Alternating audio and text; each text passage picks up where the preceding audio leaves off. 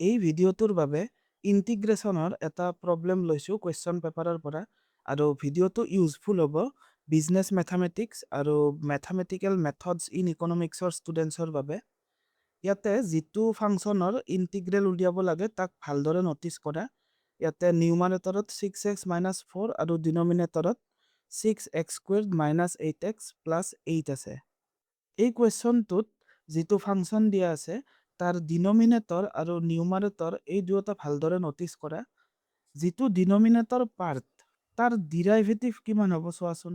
6x² derivative 12x, then 8xৰ derivative 8। এতিয়া নিউমাৰেটৰ পাৰ্টটো চোৱা। এই নিউমাৰেটৰটো আৰু আমি যিটো ডিনমিনেটৰৰ ডিৰাইভেটিভ পালোঁ ইহঁত দুটাৰ কিবা মিল আছে নেকি চোৱাচোন। ইহঁত দুটাৰ মিল আছে। যদি আমি ইয়াৰ পৰা 2 কমন লওঁ কিমান পাম যে 2 × 6x - 4। চ' এই পাৰ্টটো একজেক্টলি নিউমাৰেটৰ পাৰ্টটো হয়। ডেট মিনছ এই প্ৰব্লেমটোৰ সলিউশ্যনৰ বাবে আমি ইণ্টিগ্ৰেশ্যন বাই ছাবষ্টিটিউশ্যন বা ইউ ছাবষ্টিটিউশ্যন টেকনিকটো এপ্লাই কৰিব লাগিব। চ' তাৰ বাবে আমি ফাৰ্ষ্টতে কি কৰিব লাগিব যে এই ডিনমিনেটৰ পাৰ্টটো ইউ বুলি ধৰিব লাগিব। চ' let u equals 6x² - 8x + 8. এতিয়া আমি ইয়াৰ ডিৰাইভেটিভ উলিয়াম। Therefore du dx is equal to year derivative মই ডাইৰেক্টলি লিখি দিছোঁ যে 12x - 8। এতিয়া চোৱা এই টেকনিকটোৰ নামটো হৈছে ইউ ছাবষ্টিটিউশ্যন বা ইণ্টিগ্ৰেশ্যন বাই ছাবষ্টিটিউশ্যন। ইয়াতে ভেৰিয়েবল x যে দিয়া আছে ইয়াৰ জেগাত আমি ইউ ভেৰিয়েবলটো লৈ আহিম। ইউ ভেৰিয়েবলটো আনিলে ইয়াতে আমি কি লিখিব লাগিব ডি ইউ লিখিব লাগিব। That is with respect to u লিখিব লাগিব। চ' আমি এতিয়া ডি এক্সৰ value in terms of d u উলিয়াব লাগিব। চ' এটা কাম কৰোঁ ইয়াতে যে ডি এক্সক ছেপাৰেট কৰোঁ। ডি এক্সটো এইফালে আনা ডি এক্স আৰু 12x - 8 এইফালে আহিব। That is d u divided by 12x - 8।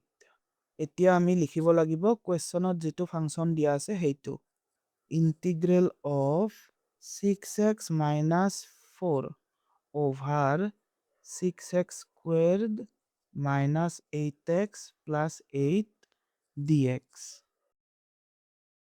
এতিয়া এই ফাংচনটোত আমি ইউ ভেৰিয়েবলটো লৈ আহিম।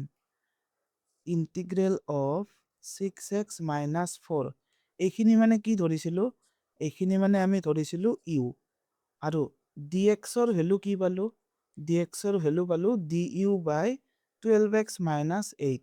চ' ডি এক্সৰ জেগাত লিখিম ডি ইউ বাই 12x - 8।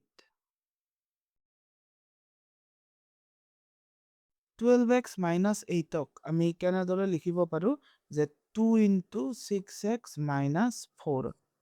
তেতিয়া কি হ'ব এই পাৰ্টটো আৰু এই পাৰ্টটো কেনচেল যাব। ইহঁত দুটা কেনচেল।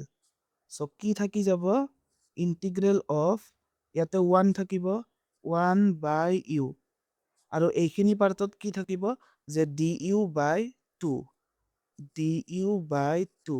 ইয়াক আমি এনেকৈ লিখিব পাৰোঁ যে 1/2 ডি ইউ 1/2 ডি ইউ। এতিয়া 1/2 এই নাম্বাৰটো ইণ্টিগ্ৰেল চিম্বলৰ আগলৈকে আনা 1/2 integral of 1/u then d u. এতিয়া চোৱা আমাৰ ইণ্টিগ্ৰেণ্ডত ইউ ভেৰিয়েবলটো আহি গ'ল আৰু সেইবাবে ইয়াতে কি আছে যে ডি ইউ। এতিয়া ইণ্টিগ্ৰেল উলিওৱা integral of 1/u with respect to u কি হ'ব যে লগ ইউ। কাৰণ 1/xৰ ইণ্টিগ্ৰেল কি হয় যে লগ এক্স কাৰণ লগ এক্সৰ ডিৰাইভেটিভ 1/x। চ' ইয়াতে আমি পালোঁ হাফ আৰু 1/uৰ ইণ্টিগ্ৰেল লগ ইউ আৰু লাষ্টত কি লিখিব লাগিব plus C.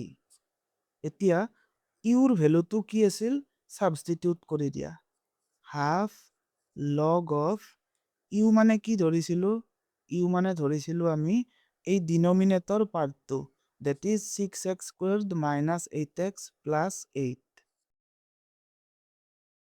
then plus c. So এইটো হৈছে আমাৰ required integral.